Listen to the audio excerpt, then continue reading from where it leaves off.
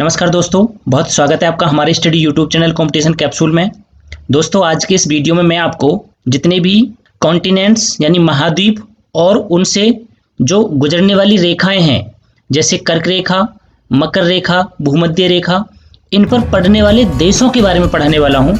Video बहुत important होने वाला है, ध्यान से देखिए, सब कुछ ट्रिक से पढ़ेंगे। तो चलिए शुरू करते हैं। तो देखिए 7 महाद्वीप हैं total: Asia, Europe, Africa, south America, north America, Australia और अंटार्कटिका।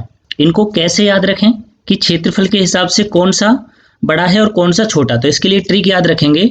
ऐश्वर्या को फ्री के इक्का दुक्का यूजर ने ट्रोल किया। देखिए ये घटते हुए क्रम में है।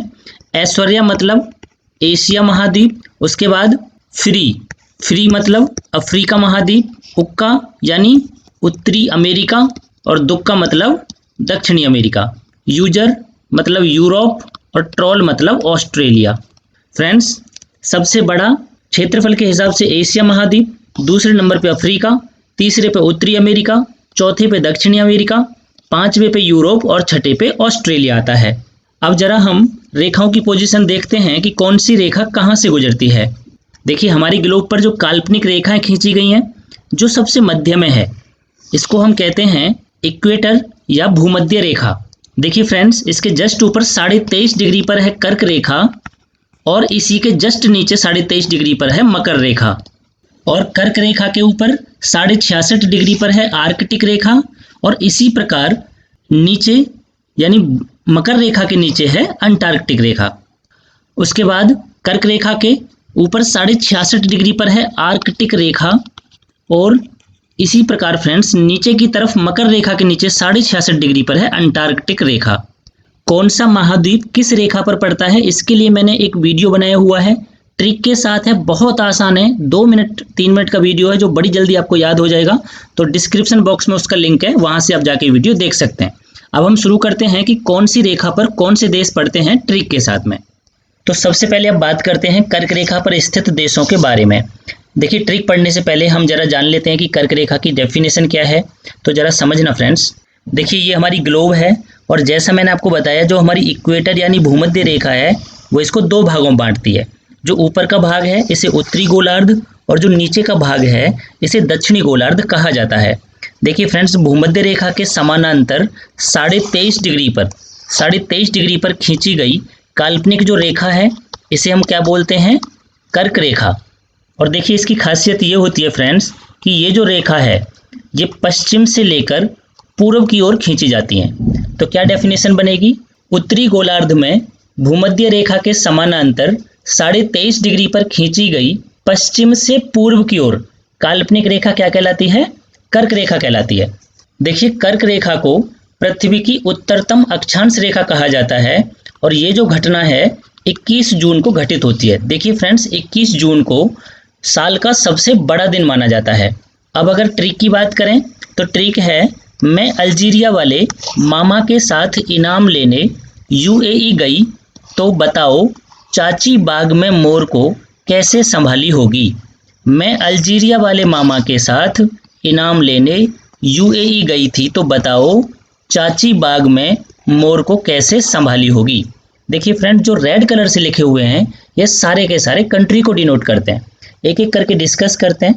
देखिए मैं का मतलब है मैक्सिको, अल्जीरिया का मतलब अल्जीरिया, उसके बाद वाले मामा का मतलब देखिए पहले जो माँ है इसका मतलब माली, और दूसरे माँ का मतलब मारितानिया के साथ इनाम लेने, इनाम ई बोले तो इजिप्ट यानी मिस्र, ना मतलब नाइजीरिया, और मैं मतलब म्यांमार, लेने यूएई। देखिए यूएई जो है संयुक्त अरब अमीरात के लिए कहा गया है फ्रेंड्स।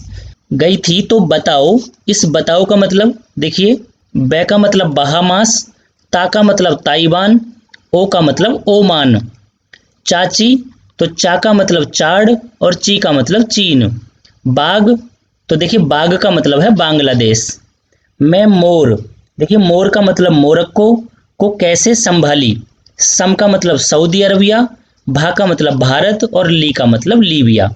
देखिए एक बार फिर रिपीट कर लेते हैं फ्रेंड्स। मैं का मतलब मैक्सिको, अल्जीरिया का मतलब अल्जीरिया, माँ का मतलब माली, माँ का मतलब मारितानिया, ई का मतलब इजिप्ट यानी मिस्र, ना का मतलब नाइजर, मैं का मतलब म्यांमार, यूएई मतलब संयुक्त अरब अमीरात, बै का मतलब बहामास, ता का मतलब ताइवान, ओ का मतलब ओमान। फिर उसके बाद चाची यानी चा का मतलब चाड, ची का मतलब चीन, बाग का मतलब बांग्लादेश और मोर का मतलब मोरक्को। सै का मतलब सऊदी अरब, भा का मतलब भारत और ली का मतलब लीबिया। अब बात करते हैं कर्क रेखा पर स्थित भारत के राज्य, यानी भारत के कौन कौन से राज्य हैं जो कर्क रेखा पर स्थित हैं। तो इसके लिए ट्रिक आपको याद रखनी है, मित्र पर गमछा झार। मी का मतलब मिजोरम, त्रै का मतलब त्रिपुरा, पै का मतलब पश्चिम बंगाल, रै का मतलब राजस्थान, गै का मतलब गुजरात, मै का मतलब मध्य प्रदेश, छा का मतलब छत्तीसगढ़ और झार का मतलब झारखंड। एक बार फिर रिपीट करते हैं। देखिए, मी का मतलब मिजोरम, त्रै का मतलब त्रिपुरा, पै का मतलब पश्चिम बंगाल, रै का मतलब राजस्थान, गै का मतलब गुजरात, मै का मतलब मध्य प्रदेश, छ का मतलब छत्तीसगढ़ और झार का मतलब झारखंड।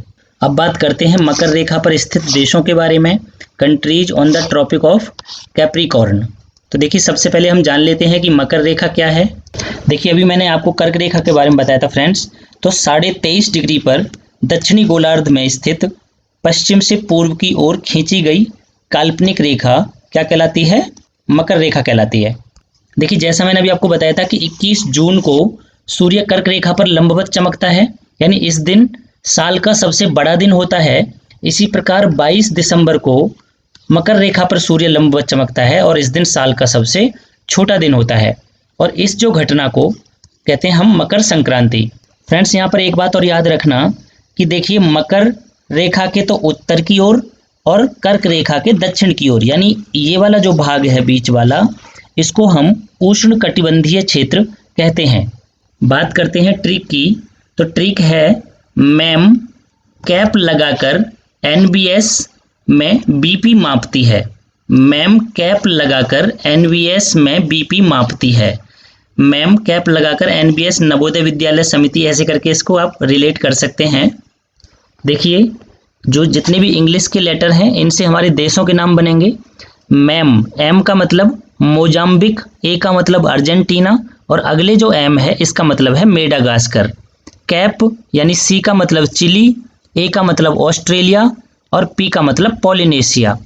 उसके बाद एनवीएस, एन का मतलब है नामीबिया, वी का मतलब है बोत्सवाना और एस का मतलब है साउथ अफ्रीका। बीपी, बी का मतलब है ब्राजील और पी का मतलब है पैराग्वे। एक बार फिर रिपीट करते हैं। देखिए, एम का मतलब मोजाम्बिक, ए का मतलब अर्जेंटीना, एम का मतलब मेडागास्कर, सी का मतलब चिली, ए का मतलब ऑस्ट्रेलिया, पी का मतलब पॉलिनेशिया, एन का मतलब नामीबिया, वी का मतलब बोत्सवाना, एस का मतलब साउथ अफ्रीका, बी का मतलब ब्राजील और पी का मतलब पैराग्वे। आप इसका स्क्रीनशॉट ले लेंगे तो आपको याद रहने में आसानी रहेगी। नेक्स्ट अब बात करते हैं भूमध्य रेखा की। तो भूमध्य रेखा पर स्थित देशों के बारे में बात करने से पहले हम बात करें कि भूमध्य रेखा है क्या। तो देखिए फ्रेंड्स, मैंने अभी आपको बताया था कि भूमध्य रेखा पृथ्वी को दो बराबर भागों में बांटती है, उत्तरी गोलार्ध और दक्षिणी गोलार्ध में। तो क्या डेफिनेशन बनेगी? पृथ्वी की सतह पर उत्तरी ध्रुव और दक्षिणी ध्रुव से समान दूरी पर, कितनी दूरी पर? 23.5 डिग्री पर, दोनों तरफ से समान दूरी पर स्थित एक काल्पनिक रेखा जो पृथ्वी को उत्तरी गोलार्ध और दक्षिणी गोलार्ध में विभाजित करती है। पृथ्वी को उत्तरी गोलार्ध और दक्षिणी गोलार्ध में क्या करती है? विभाजित करती है, भूमध्य रेखा कहलाती है। अगर दूसरे शब्दों में हम बात करें तो देखिए, पृथ्वी के केंद्र से सर्वाधिक दूरस्थ भूमध्य रेखीय उभार पर स्थित बिंदुओं को मिलाते हुए ग्लोब पर पश्चिम से पूर्व की ओर, ये ध्यान रखें कि हर रेखा पश्चिम से पूर्व की ओर खींची गई है, पश्चिम से पूर्व की ओर खींची गई काल्पनिक रेखा भूमध्य रेखा, और इसी का दूसरा नाम है फ्रेंड्स विषुवत रेखा कहलाती है। और देखिए, जब जो भूमध्य रेखा इस पर दिन और रात बिल्कुल बराबर होते हैं। मैंने अभी आपको बताया था कि जब कर्क रेखा पर होगी तो 21 जून का दिन सबसे बड़ा होगा और मकर रेखा पर 22 दिसंबर का दिन सबसे छोटा होगा। इसी प्रकार भूमध्य रेखा पर दिन और रात क्या होते हैं? बिल्कुल बराबर होते हैं। अभी मैंने आपको बताया कि इसके उत्तर की ओर 23.5 डिग्री पर कर्क रेखा, जबकि दक्षिण की ओर 23.5 डिग्री पर मकर रेखा है।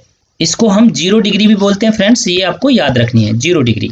तो चलिए अब ट्रिक की बात करते हैं। सीबीआई सिम लेकर जीके तथा एनके तैयारी को यूके गए हैं। सीबीआई सिम लेकर जीके तथा एनके तैयारी के लिए कहाँ गए हैं? यूके गए हैं।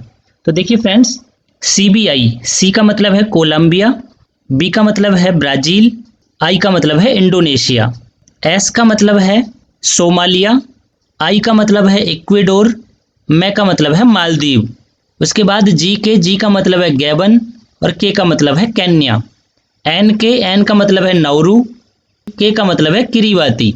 और देखिए यू का मतलब है फ्रेंड्स युगांडा और के का मतलब है कांगो। देखिए दोनों कांगो हैं, रिपब्लिक ऑफ द कांगो और democratic Republic of the Congo.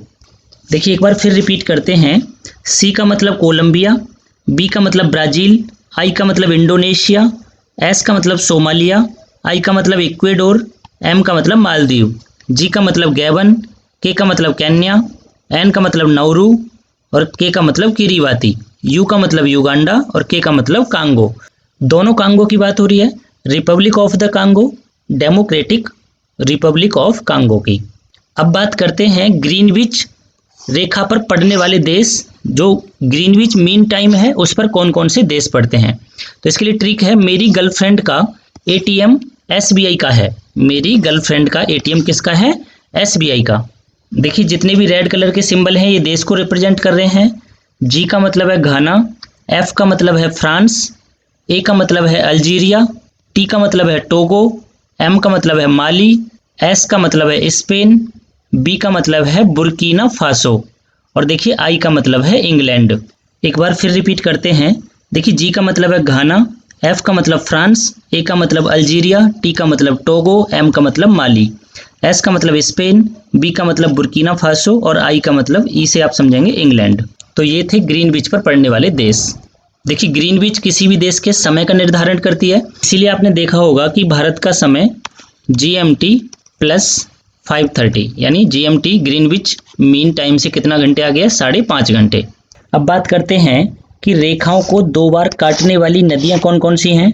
तो फ्रेंड्स इसके लिए आपको ट्रिक याद रखनी है, माली कम भूखा है, माली कम भूखा है। माँ का मतलब है मकर रेखा और ले का मतलब है लिम्पोपो नदी, यानी जो लिम्पोपो नदी है वो मकर रेखा को दो बार काटती है। उसके बाद कम, कै का मतलब कर्क रेखा और मै का मतलब है माही नदी, जो माही नदी है वो कर्क रेखा को दो बार काटती है।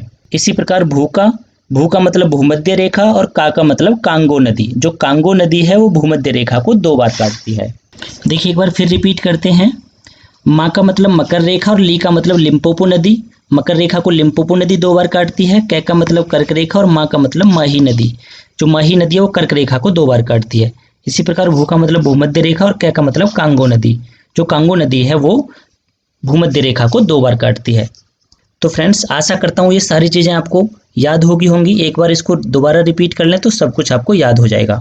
वीडियो आपको पसंद आया तो लाइक करें और दोस्तों को शेयर करें। Thank you so much.